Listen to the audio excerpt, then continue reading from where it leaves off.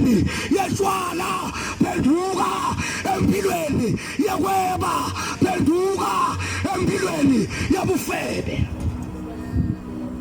ungafi ufele emanyaleni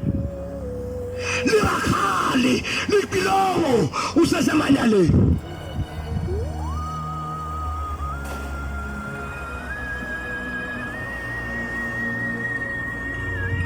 ilungise indlela yakho ba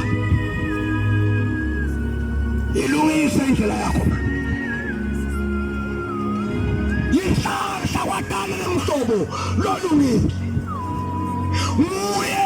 lolukhuluma labhala umlomo wasumhlanga lofedekile angeke azawuphula wathi intambo yesibande lebhunyawo angeke azayiqina ufisa bonke abantu baphelelisiwe embusweni wokukhanya Nikosi yehla siyenyuka sithi bantu abalungele umbuso lodako masiyana bangathi bambeleli nakulitshalwa injabulo yalelive ngoba iyendlula yesikhashana bengaba uhluti bude usilini lithemba lakho nakufika kufa ungadani nenkosi Jesu nakwendeka lilanga likusonela ungakaphenduki empilweni yekungamesabi lomzala womalanga ngoba kunelilangabi lelingaqishi nilo leliyawukethi niphila ngani ngoba kunempepho lengafi ngiyo letawuketha niphila ngani ungafike lekuphenduka lisetawufuneka ngetiyembedi kodwa sikhathi sankulunkulu sekubeketelela abantu sitawahamba sihambe sistrese sishabalele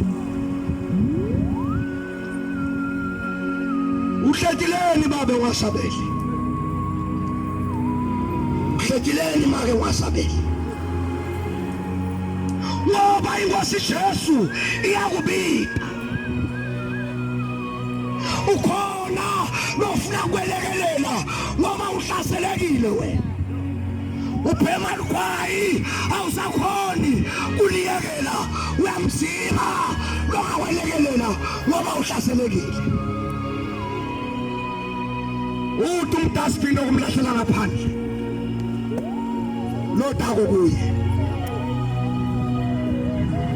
wakuthela ukuphila kwakhe ngenxa yonke iminteni ngenxa yathi tonke tife nangenxa yathi tonke tilile wayehlusa mthando sengifakazile ngalo kanyindi kuthi luphakeme kwedlula indzaba ludlulile kwedlula lwandle silwati ngemsebenzi wonke lowenteka eKalvari ngoba kulapho inkosi Jesu yasisusela kuphila kwaphakade isiziso yaphakade nenkululeko yaphakade kodwa bekufanele ukuthi usithathe lesinyathelo babe usithathe lesinyathelo make uthi inkosi Jesu nayi impilo yakho